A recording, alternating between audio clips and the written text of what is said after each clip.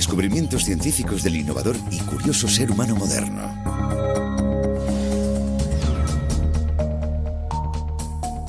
Existen 5 claves que nos abrirán las puertas al futuro.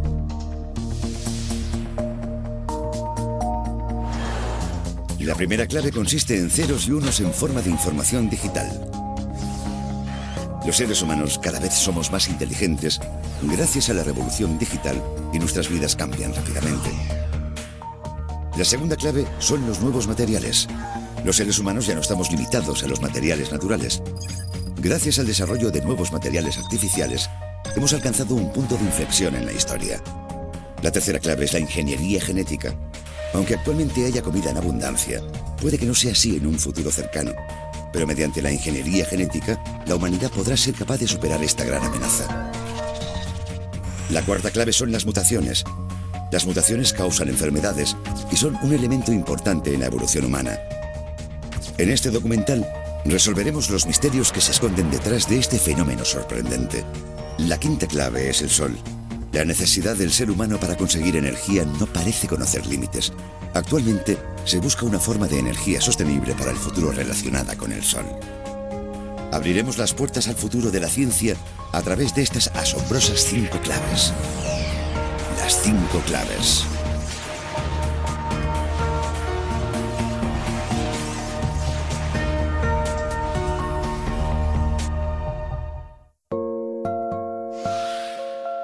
Año 2050.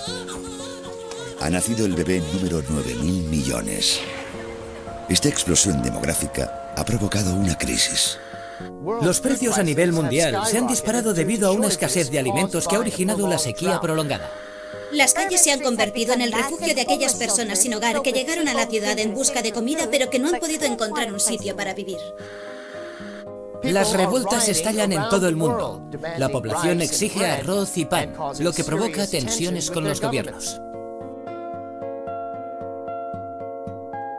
¿Cuál es la clave para solucionar esta crisis?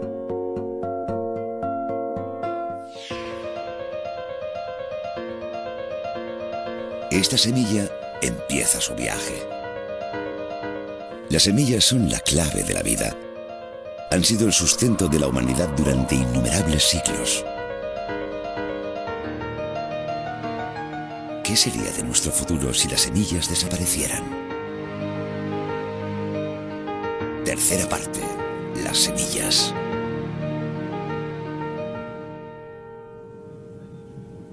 Estamos en Svalbard, en Noruega, un archipiélago situado cerca del Ártico. Casi el 60% del archipiélago está cubierto de nieve y hielo.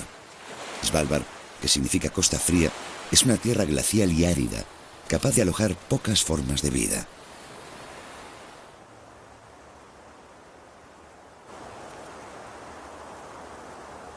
Sin embargo, aquí se encuentra el Banco Mundial de Semillas, el cual atesora todas las semillas del mundo. Pero, ¿por qué se encuentra este banco de semillas en un sitio tan extremo y tan aislado? El edificio está situado a 130 metros por encima del nivel del mar, y la sala que alberga las semillas se encuentra a 120 metros de la entrada exterior, lo que las mantiene a salvo incluso en caso de catástrofe natural. Además, el banco está tan sólidamente construido que podría soportar una explosión nuclear. En realidad, el objetivo del Banco de Semillas de Svalbard es crear un lugar en que éstas puedan estar guardadas para siempre, sin necesidad de recursos externos como la electricidad, ya que la temperatura permanece estable por sí sola. Y además, aquí están totalmente protegidas, ya que se trata de un sitio aislado. Incluso en el día final de la humanidad, cuando el mundo esté reducido a cenizas, el ser humano tendría una última esperanza gracias al Banco de Semillas. Estas semillas le darían una nueva oportunidad.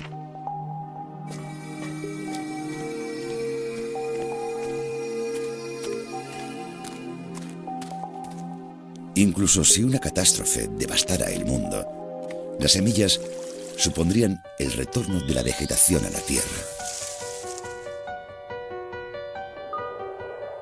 tierra recuperaría su color verde y albergaría vida gracias a una pequeña semilla.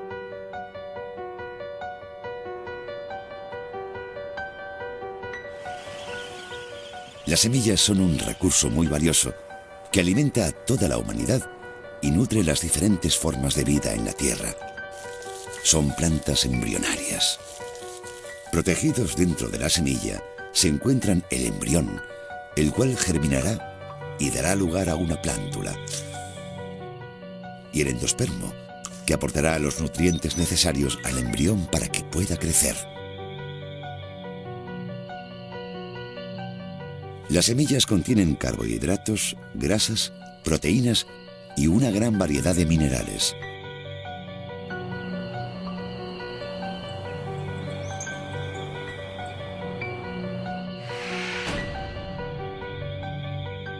Una vez plantada en la tierra, la semilla germinará, sus raíces se extenderán y el tallo y las hojas brotarán. Después, la planta usará el agua y la luz del sol para crecer.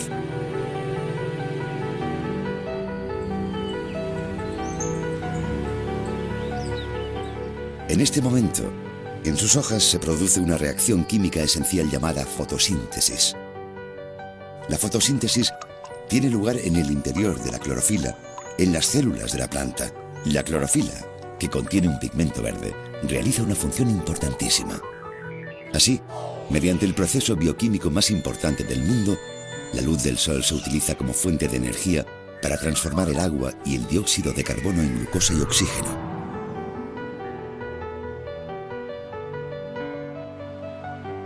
Las plantas y sus frutos, que crecen gracias a este proceso, aportan nutrientes a los herbívoros. Estos nutrientes van escalando en la cadena alimentaria hasta llegar a los humanos.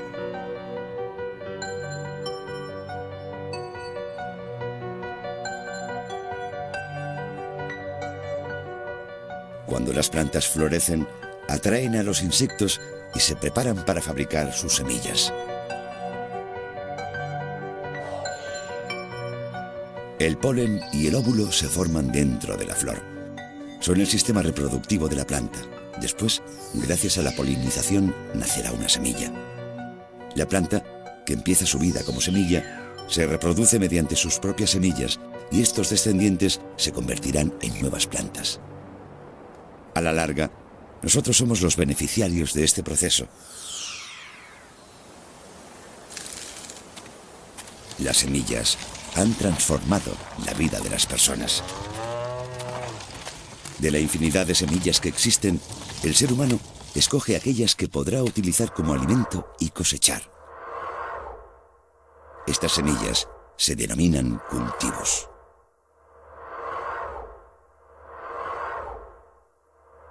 Las variedades que cultivamos y comemos, como el arroz, el trigo, el maíz y las judías, son en realidad las semillas que los seres humanos eligieron hace miles de años. Durante siglos, los humanos fueron cazadores y recolectores, pero con los nuevos conocimientos de cómo usar las semillas, empezaron a llevar una vida sedentaria y mediante la agricultura aprendieron a guardar los alimentos. De esta manera, se podían ahorrar el tiempo que antes dedicaban a la búsqueda de comida. Y fue durante este tiempo libre cuando crearon las bases de lo que sería la civilización.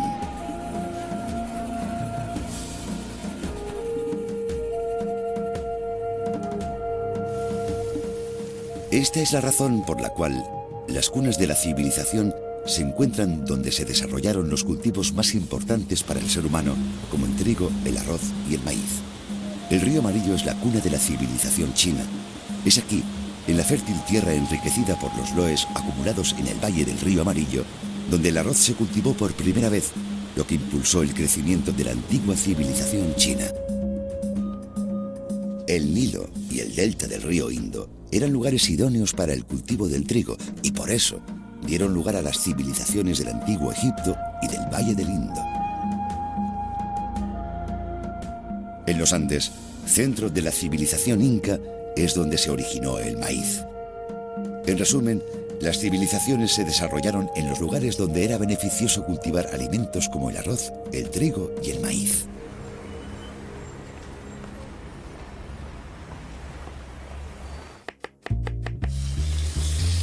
Incluso ahora, miles de años después de la formación de estas civilizaciones antiguas, nosotros obtenemos innumerables beneficios del cultivo de esas semillas. La mayoría de lo que comemos, llevamos puesto y disfrutamos existe gracias a las semillas.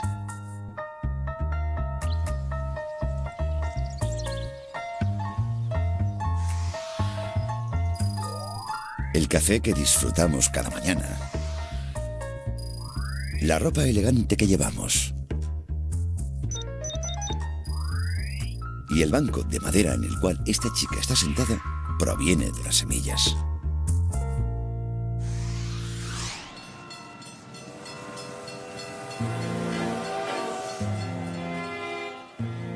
El siglo XIX fue testigo de una rápida transición de una sociedad agrícola a una industrial. Esto conllevó una explosión demográfica mundial. En esa época, Thomas Malthus, un economista británico, ya pronosticó una escasez de alimentos a causa del incremento de la población mundial. Afirmó que mientras que la productividad agrícola crecía linealmente, la población mundial lo hacía a un ritmo exponencial. Por esta razón, el mundo experimentaría una crisis alimentaria en el futuro próximo.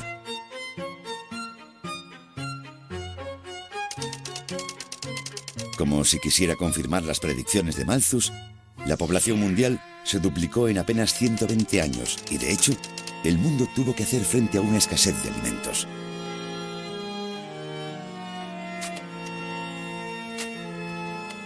Los métodos de cultivo tradicionales no podían seguir el ritmo del rápido aumento de población. Pero entonces, mientras la población mundial continuaba creciendo a un ritmo vertiginoso, la tan temida crisis alimentaria pronosticada no se produjo. ¿Cómo fue el ser humano capaz de solucionar la escasez de comida?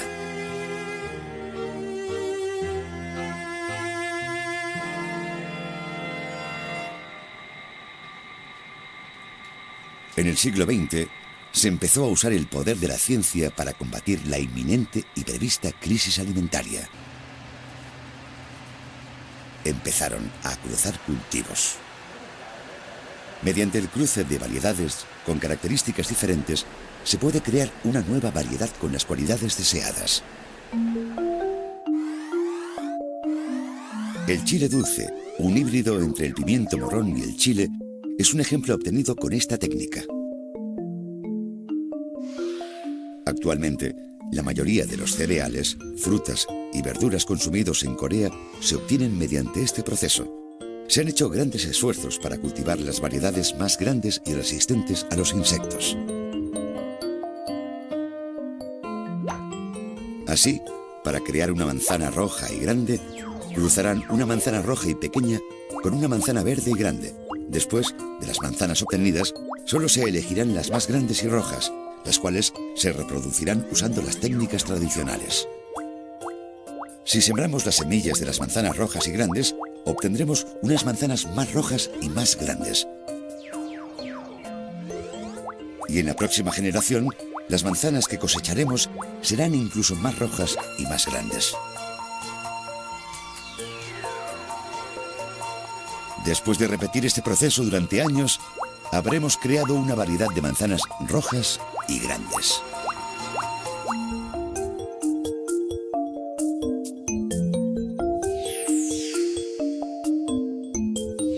Otro ejemplo de una variedad que se ha obtenido con éxito es el trigo semienano.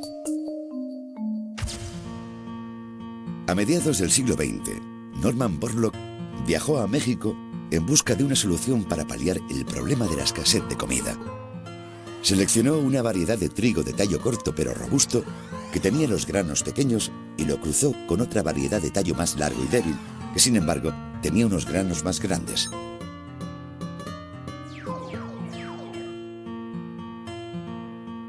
El resultado fue un trigo semienano que tenía los granos grandes pero el tallo corto y que, por tanto, podía resistir los vientos fuertes. La introducción de esta variedad de trigo en los países del tercer mundo afectados por la hambruna duplica su abastecimiento de comida.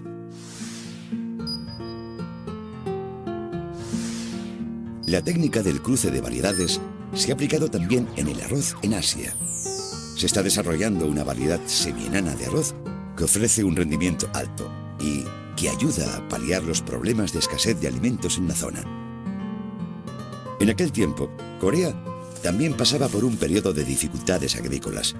Sin embargo, gracias al desarrollo del arroz Tongil, el rendimiento de las cosechas de arroz creció de 3.500 millones de toneladas en 1966 a 6.000 millones en solo 10 años.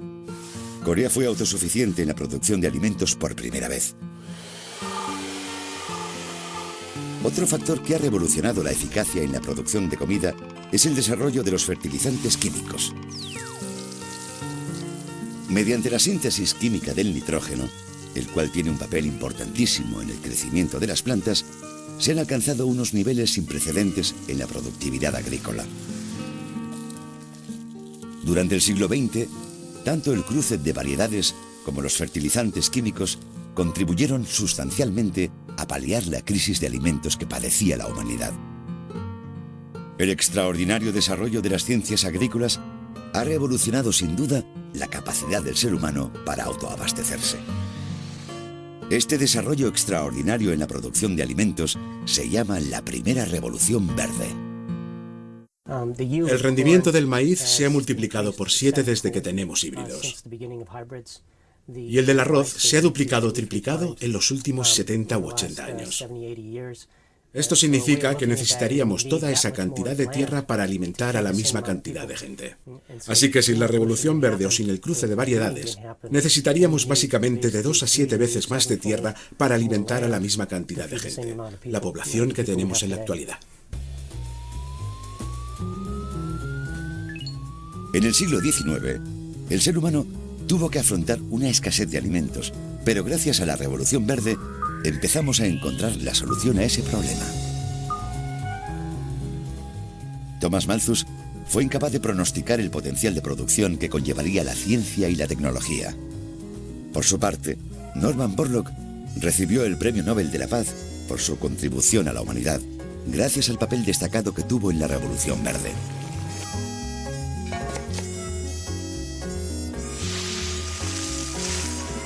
La Revolución Verde del siglo XX ha sido la fuerza motriz y también los cimientos de un aumento significativo en los niveles de vida de la población de nuestro pequeño planeta. Ha ayudado a mantener unida a la civilización. No obstante, en el siglo XXI acecha una nueva amenaza de hambruna. Año 2050. Las víctimas siguen aumentando en el sur de Europa debido a una ola de calor generalizada. Las temperaturas superan los 40 grados. Una sequía persistente en la zona del Mediterráneo ha secado por completo los cultivos, dejando a los agricultores desolados y arruinados. Debido al calentamiento global, las temperaturas han aumentado unos 6,4 grados centígrados en 100 años. Una multitud de refugiados cruza las fronteras en busca de comida y agua. Incapaces de encontrar una alternativa, los países que sobreviven cierran sus fronteras. En consecuencia, miles de millones de personas son abandonadas y morirán de sed.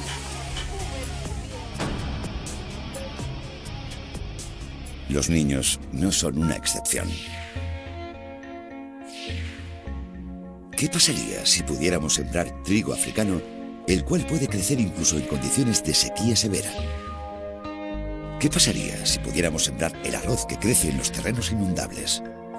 Si desarrolláramos semillas que pudieran tolerar el cambio climático, ¿no se resolverían todos nuestros problemas de escasez?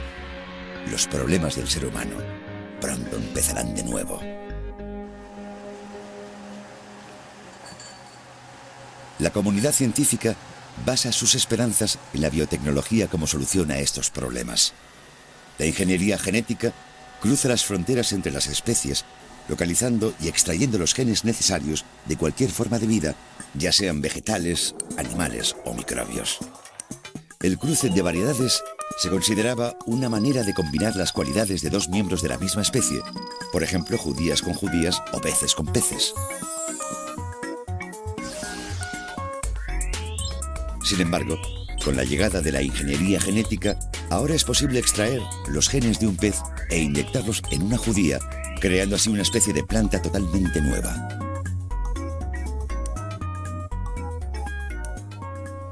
Los organismos genéticamente modificados o GMO es pura tecnología. Es una herramienta más, una forma de generar nueva biodiversidad, la cual no obtendríamos mediante el cruce dentro de una misma especie o con especies afines. Este tomate es producto de la ingeniería genética. Los tomates que crecen naturalmente presentan una gran variedad de formas y colores y además maduran rápidamente a medida que pasa el tiempo.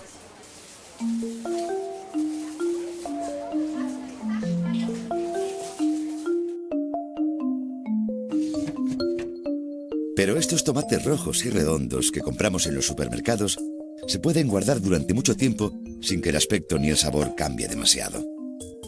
Este fenómeno no se produce en la naturaleza. Entonces, ¿cómo es posible que existan tomates que se mantienen intactos durante un largo periodo de tiempo? La primera planta comestible obtenida mediante ingeniería genética en los Estados Unidos fue el tomate Flavor Saver, creado simplemente extrayendo un gen que ya existía en el tomate, dándole la vuelta y volviéndolo a inyectar. Es la acción de una enzima llamada pectina la que mantiene la consistencia de los tomates. No obstante, un gen llamado poligalacturonasa disuelve la pectina, lo que conlleva que la fruta se pudra con el tiempo.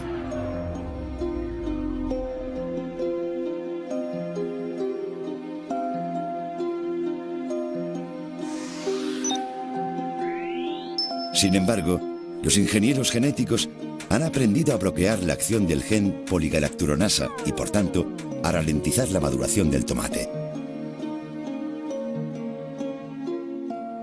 Esto también significa que, una vez que ya estén maduros, estos tomates no se pocharán. Desde la creación del primer tomate genéticamente modificado en los Estados Unidos en 1994, se ha desarrollado una gran variedad de alimentos genéticamente modificados.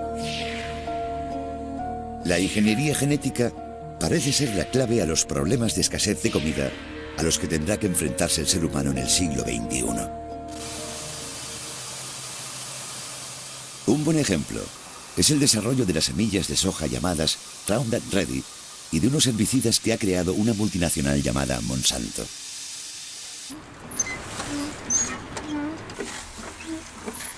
Estos productos suponen una gran esperanza para los agricultores de soja que deben lidiar con el incesante crecimiento de las malas hierbas. Suponen una manera fácil de erradicar la maleza. Por su parte, la soja crece con facilidad y se obtiene un mayor rendimiento. Pero, ¿cómo es posible que el herbicida afecte solo a la maleza y la planta de soja pueda crecer normalmente? El ingrediente principal del herbicida de la marca Roundup es una enzima llamada glifosato. Cuando se aplica sobre la planta, inhibe la fotosíntesis y, por tanto, la planta morirá. Es muy efectivo contra el crecimiento de las malas hierbas.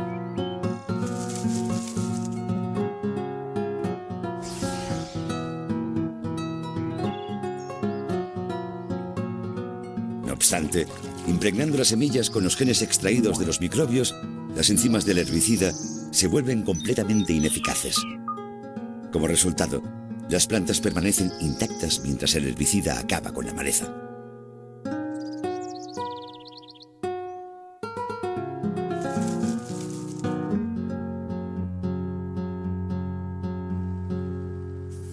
La aparición de las plantas resistentes al herbicida ha supuesto una relajación en los estrictos estándares que antes regían el uso de herbicidas y también ha ofrecido a los agricultores una especie de red de seguridad. La ingeniería genética es mucho más simple y rápida que el antiguo y poco fiable sistema de cruce de variedades. Las empresas que comercializan semillas la usan para producir una mayor variedad de cultivos para el mercado.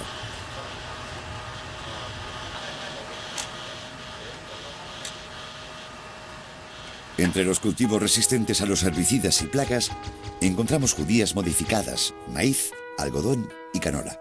Y cada año, el rendimiento en la producción de todos estos alimentos experimenta un crecimiento del 10%.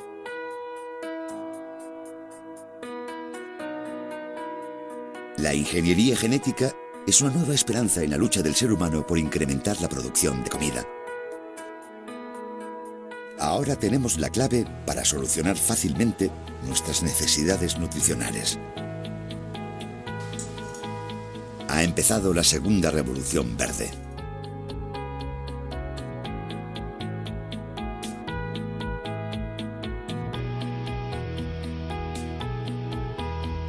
El país líder en el campo de la investigación en ingeniería genética es también el líder en exportación de alimentos. Hablamos de los Estados Unidos. Como líder mundial en exportación de maíz, judías y trigo, y en la cuarta posición en exportación de arroz, los Estados Unidos tienen sin duda el monopolio en la venta de granos básicos. Con unos alimentos que llegan a todos los rincones del planeta, los Estados Unidos dominan el mercado internacional del grano. Por un lado, la ingeniería genética se está proclamando como la segunda revolución verde. Por el otro, son muchos los que advierten que los alimentos genéticamente modificados podrían alterar el equilibrio de la naturaleza. Muchos alzan su voz contra el potencial impacto a largo plazo que puede tener en el ecosistema la ingeniería genética y la mezcla de genes de diferentes especies.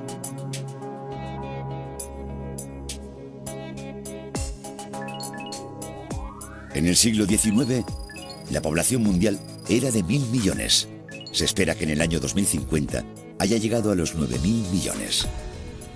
Por eso, las palabras que dijo Thomas Malthus hace 200 años vuelven a estar de actualidad.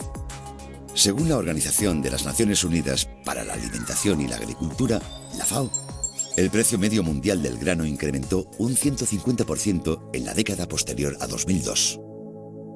En los últimos años, sobre todo a partir del 2007 y 2008, hemos visto un incremento preocupante en el precio de todo tipo de productos, pero en particular en el precio de los alimentos más básicos como son el maíz y el arroz. Y lo que más nos preocupa en la organización es que no hay ninguna señal de que estos precios vayan a disminuir. Así que todo parece indicar que en el futuro el precio de los alimentos será muy elevado.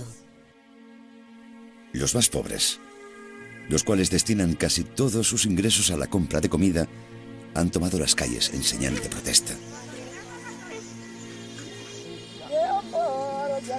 En África, donde el abastecimiento de alimentos ha caído en picado como consecuencia del incremento de los precios, los niños hambrientos son forzados a comer arcilla en vez de comida.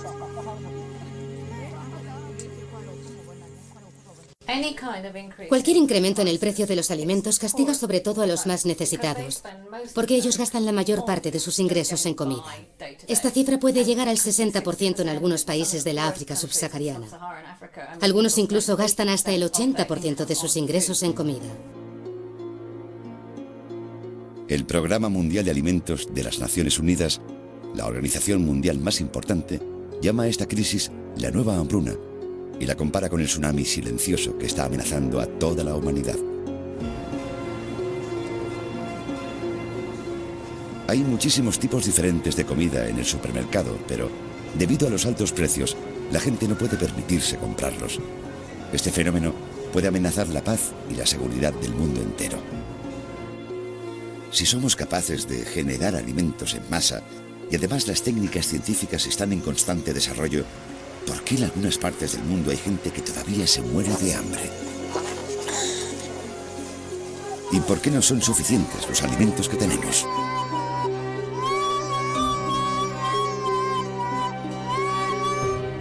Un factor que contribuye a la hambruna es el aumento del número de personas que come carne. Para criar ganado, se necesita una gran cantidad de plantas. De media, se necesitan unos 7 u 8 kilos de grano para obtener 1 kilo de ternera. El rápido desarrollo de los biocombustibles también ha puesto en peligro el abastecimiento del ser humano. Cada año, aproximadamente el 25% de las cosechas que se obtienen en los Estados Unidos se destina a la producción de biocombustibles. Eso significa que, en total, menos del 50% de la producción obtenida en el mundo es para consumo humano.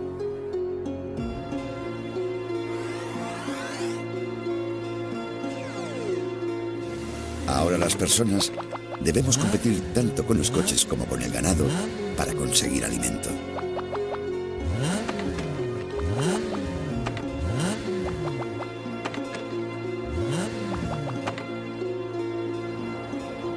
Otra causa de este aumento súbito del precio de la comida es el cambio climático. En otoño de 2012, una sequía severa azotó los Estados Unidos. La sequía tendrá un grave impacto en todos los habitantes, desde agricultores hasta mayoristas o pequeños comerciantes, hasta llegar a los consumidores. En aquel momento, más del 60% de todo el territorio de los Estados Unidos se vio afectado por la sequía. En julio del año 2012, el Departamento de Agricultura de los Estados Unidos pronosticó un gran aumento en el precio de los alimentos. Antes de que la crisis empezara, en mayo de 2012, el precio del maíz era aproximadamente de $4. En octubre del mismo año era de casi 8. La sequía provocó un aumento del precio del maíz del 70%. En circunstancias normales, si el coste de los cereales básicos se incrementa en un 40%, el precio en las tiendas o colmados aumenta un 4 o 5%. Por eso, se espera que la sequía en los Estados Unidos tenga un fuerte impacto en los precios de los alimentos a nivel mundial. Con un porcentaje del 41% en la producción mundial de maíz, los Estados Unidos es el mayor productor de este cereal de todo el mundo y también el mayor exportador. Si los Estados Unidos, junto con los otros grandes países exportadores de grano, redujeran su porcentaje de exportación, el mercado mundial de alimentos se vería seriamente afectado. Estamos delante de una disminución del rendimiento del maíz del 25%. Se espera que las exportaciones caigan un 39%. Habrá un gran impacto en los precios globales debido al maíz de los Estados Unidos. Año 2050. Hace 100 años, el 90% de las especies de la Tierra se extinguieron. Una plaga que afecta a la patata se propaga por toda Europa, América y Asia, y los restaurantes que no pueden conseguir este alimento tienen que cerrar. Una severa infección ha provocado la extinción de los plátanos. Los científicos no han sido capaces de encontrar una variedad para sustituir a esa fruta. A medida que las variedades se ven afectadas por las enfermedades, las mesas que antes estaban llenas empiezan a vaciarse. Un abastecimiento insuficiente de comida significa enfrentarse a un dolor inimaginable.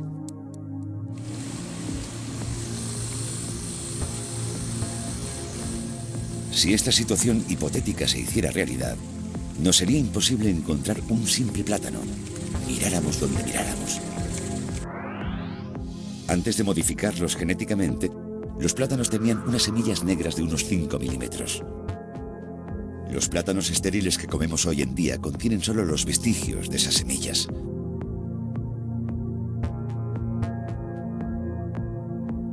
Las semillas se eliminaron para que fueran más fáciles de comer.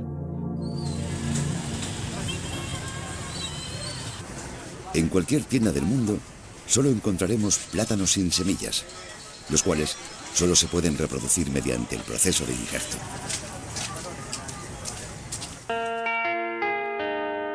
Bastaría que apareciera un nuevo y poderoso microbio para que los plátanos emprendieran el camino de la extinción.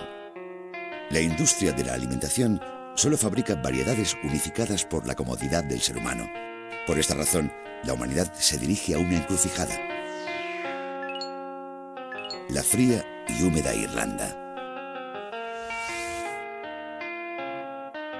En esta tierra árida, donde la gente lucha para poder alimentarse, hay una planta milagrosa que sustenta a la población. Y esta planta es la patata. Las patatas crecen fácilmente, incluso en las tierras muy áridas.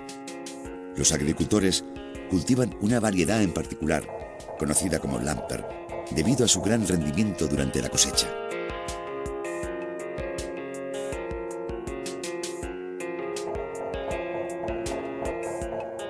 Gracias a estas patatas, la población de Irlanda creció muy deprisa y podía vivir cómodamente.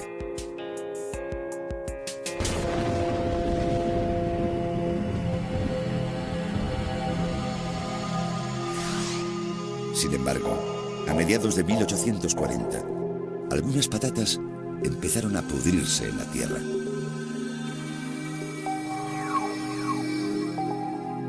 Una plaga, conocida como el mildiu de la patata, empezó a extenderse y finalmente acabó con todas y cada una de las patatas.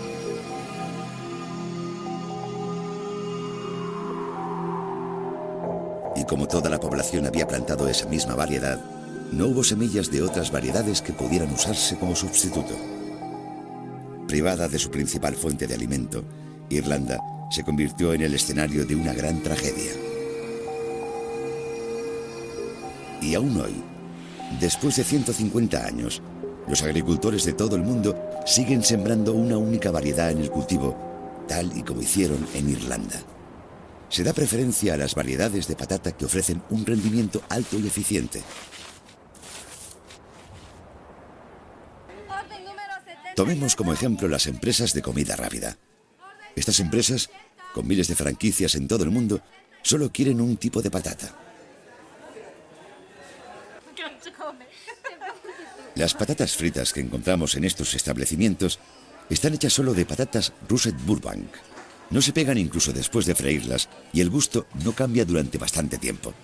Por esta razón, los agricultores solo siembran patatas Russet Burbank.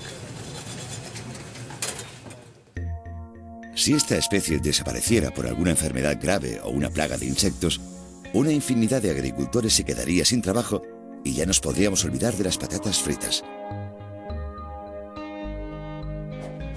Y esto no solo ocurre con las patatas. No hace mucho, desde el Programa de las Naciones Unidas para el Medio Ambiente, se alertó de una amenaza considerable para la biodiversidad de la Tierra.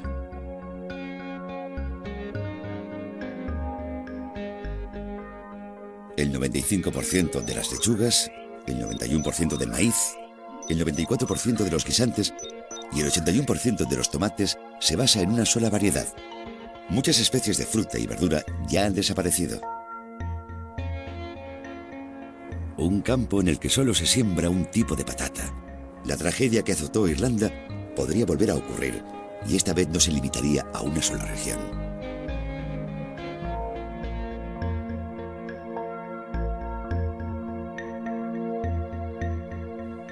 En los supermercados, las estanterías llenas ofrecen verduras de colores vivos, todas del mismo tamaño y con unas formas atractivas. Debido al incremento de los precios, las familias se están volviendo más precavidas en su selección. ¿Cómo es posible que, con todas las innovaciones en agricultura, la comida sea cada vez más cara? La respuesta se encuentra en las semillas. Un gramo de oro cuesta alrededor de $7 estadounidenses, pero un gramo de semillas de pimiento cuesta unos $12. Y las semillas de tomates, con un precio de unos $13 por gramo, valen casi el doble que un gramo de oro. ¿Por qué son tan caras las semillas?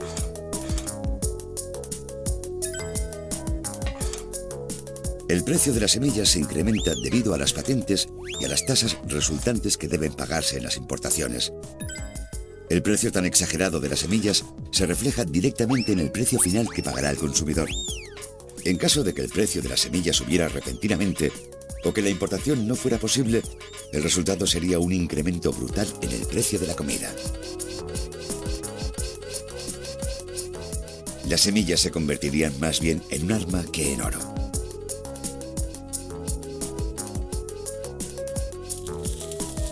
Por esta razón, los gobiernos de todo el mundo han dedicado muchos esfuerzos a intentar conservar los recursos genéticos que dan lugar a las semillas.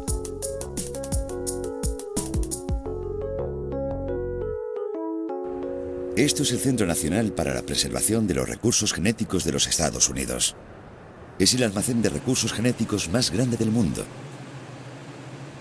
Encontramos semillas y muestras de plantas, así como también muchos otros tipos de recursos genéticos recopilados en todo el mundo.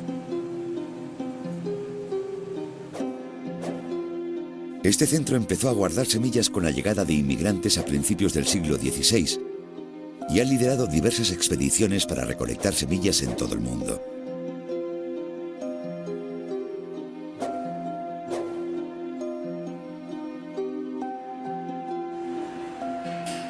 Hoy, el Centro Nacional para la Preservación de los Recursos Genéticos recibe donaciones de semillas de cualquier rincón del planeta. Cuando llegan, Las nuevas semillas se someten a varias pruebas antes de ser guardadas. Después se conservan a menos 20 grados centígrados o bien en nitrógeno líquido. Podemos afirmar que las semillas a 5 grados podrían sobrevivir durante unos 20 años. Sin embargo, en la cámara frigorífica probablemente sobrevivirán durante siglos. En la década de los 80 empezamos a usar nitrógeno líquido. Estamos hablando de biología a muy baja temperatura. Actualmente en el centro hay guardadas al menos 800.000 muestras de plantas. Un tercio de estas muestras son de plantas silvestres, otro tercio son plantas que hoy todavía se cultivan, y el otro tercio restante son especímenes genéticamente modificados.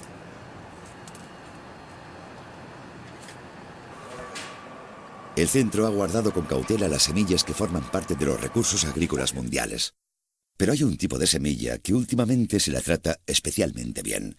Nos referimos a los parientes silvestres. Nos interesan mucho los parientes silvestres porque tienen unas características ocultas que no se observan a simple vista en la planta. Esto es un grano normal de maíz. Y aquí, en esta otra placa más pequeña, tenemos el teosinte, que es el pariente silvestre, el progenitor del maíz.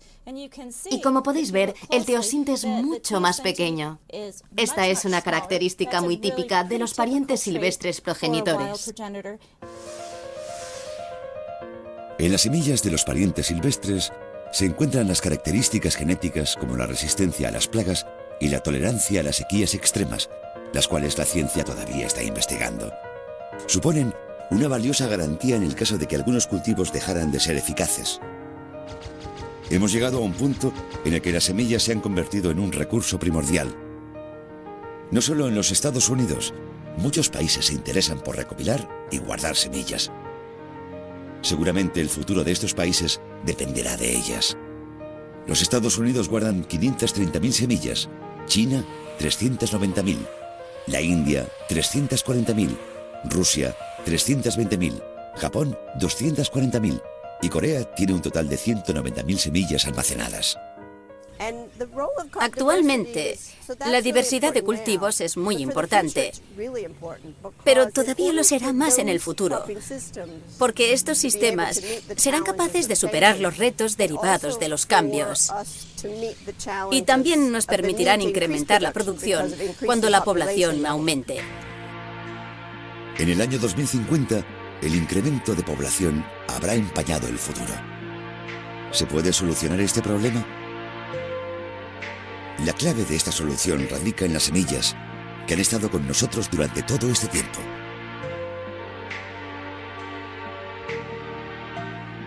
Con cada inminente crisis de alimentos, hemos recurrido al poder de la ciencia, la cual a su vez ha solucionado el problema gracias a las semillas.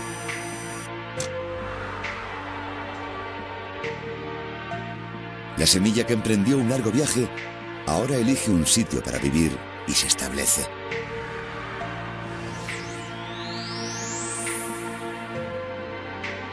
Una vez que ha germinado, hace crecer sus raíces.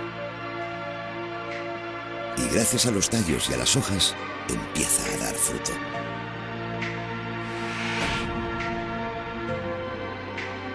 Durante muchísimo tiempo, las semillas nos han dado de comer. Serán la clave de un futuro esperanzador para el ser humano en la Tierra.